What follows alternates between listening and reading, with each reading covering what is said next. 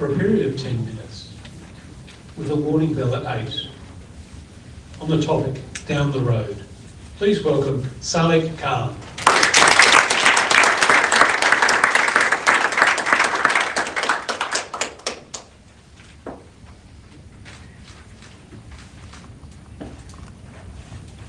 The road hums beneath me. The engine is steady. The street lights pass by, one by one. The horizon stretches eternally. This was my average evening as a slightly younger teenage boy, spent in my living room behind the wheel of a virtual car. And that's how I imagined life was for a very long time. One big race that I had to win, reach the finish line. So I was always hurrying to reach every goal, tick every box, and prove to myself that I was moving further and further down the road. All my life, I only had believed in pushing hard. Moments spent idling felt like wasted fuel. I wanted the top, every mark, every award, every step closer towards my dream career in medicine. Every late night, every test, every grade I got back felt like another kilometer closer to my destination. I just told myself that if I kept my foot firmly planted on the gas pedal, I'd get there. And by the end of high school, I had everything I wanted. The marks, the awards, the top. But one afternoon, sitting in the cinema with my family, watching the latest Bollywood concoction, after having taken every step to get there, I feel my phone buzz. Usually I wouldn't bother to check, but since the ads were taking so long, I decided to ignore Telstra's plea not to use my phone. And the screen beams to life in the dark. I half expected it to be some sort of spam message from a company I once clicked on an ad for accidentally. But there it was, the subject line I'd been reading. It felt like my heart had grabbed a hold of my brain, and with every beat, my entire head pulsated. My thumb hovered over the screen for a few seconds, as I silently tapped it for the moment of truth. It turns out, after every step I'd taken, all the kilometers I felt getting closer to my dream career, my destination, I had fallen short.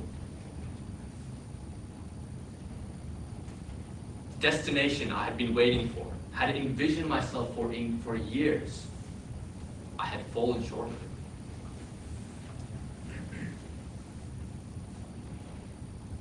It's strange how something that takes seconds, like opening an email, can completely change how you see yourself. I had always imagined that moment to be full of celebration and excitement, but instead it was silent. And for the first time, I didn't think it was just a simple matter of getting down the road. I remember sitting there, quiet, stuck. I didn't have any sense of direction. Everything I'd worked towards was for that one outcome, and now it completely vanished. At first I told myself it was fine, just one small detour. But it didn't feel like that. It felt like the end of the road. All my friends were getting their offers, anticipating the next stage of their life, planning their next steps. And of course I was happy for them, but I couldn't help wondering why I was the one left behind. The truth is, stillness scared me. I built my entire identity around being on track for progress, moving further and further down the road as quickly as possible. And now I had shot right off that track, into the gravel, and I panicked. I kept refreshing my emails, rechecking the same link again and again, hoping that somehow if I checked hard enough, the outcome would change. But eventually I had to accept it. I wasn't going anywhere. Not yet. That's when I decided to take a gap year. Now, it wasn't quite the route I had planned for, but, and honestly, it felt worse than anything Apple Maps could conjure up. But it turns out even Columbus couldn't have planned out a better route for me. The first few months were rough. My days weren't jam-packed, no timetables, no deadlines, no next big thing for months. And it felt very uncomfortable, almost wrong. Like I was falling behind while the entire world sped ahead of me. But somewhere in all that, I realized that the gap year wasn't an interruption, it was merely part of the journey. It gave me the space to breathe, to reset, and to remember who I was outside of my school, grades, and ambition. It also gave me the time to think more deeply about why I wanted to go down the road in the first place. While I was racing there, I just thought it was just another finish line, another mental trophy. But when I finally got to stop and think, I reminded myself of my desire to do something useful, the chance to make a change, a difference in someone else's life, not just another finish line.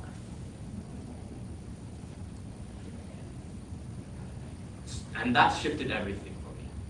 I started studying again, but this time with perspective.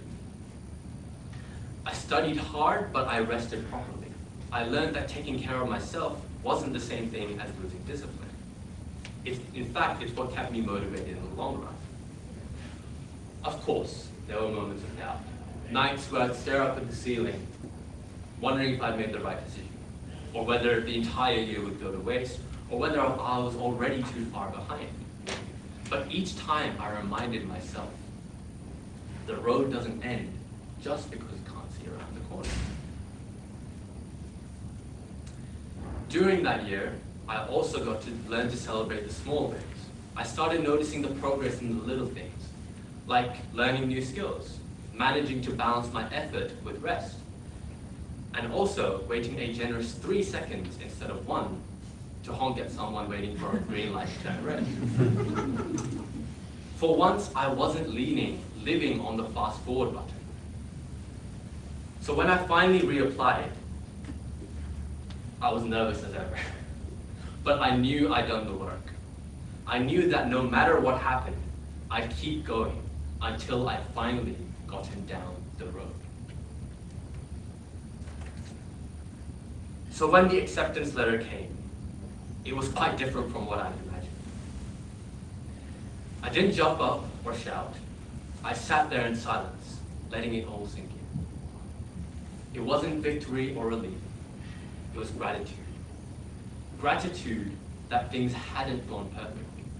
Because if they had, I never would have learned to handle imperfection in the way that I did. If I got into uni the first time, then I think I would have spent it rushing through the same way I did high school. Hurrying, chasing, never stopping to look around. Missing out forced me to slow down and see life differently. It taught me that growth doesn't always look like success. Sometimes it looks like slowing down, rerouting, and realizing that the detour might just teach you more than just going down the road. Everyone travels a different road in their life. Some people travel down the Autobahn their entire lives. Others travel winding back roads full of bumps and unexpected turns. But there's no single right path, only the one that teaches you who you are. There will be moments where life forces you to slow down. Setbacks, rejections, moments that you didn't quite plan for. But growth is about realizing that resilience is not about never stopping, it's about knowing how to start again. So,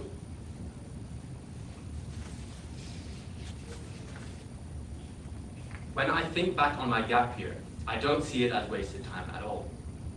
I see it as part of the journey that made the rest possible. I see it as teaching me what balance and patience really mean. Two things that no book can, apart from perhaps the dictionary. These days, I realized that life isn't about how fast you travel. It's about noticing where you are while you're there.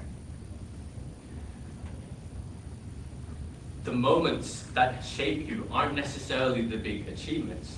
They can also be the quiet stretches in between, when you're uncertain but you keep moving anyway. I've realized that going down the road as fast as possible is not what the goal of life is. I think the goal is to learn how to deal with the bumps and the unexpected turns you encounter. And if there's one thing I've learned, it's that life never goes to the route that you mapped out. There will always be missed exits, slow traffic, and sometimes you break down completely and need to phone a friend. But that's driving, and that's life. So down the road, I don't want to remember how fast I got there. I want to remember that I kept going, that I learned, and that I didn't forget to enjoy and appreciate the stunning moments this road keeps on gifting us.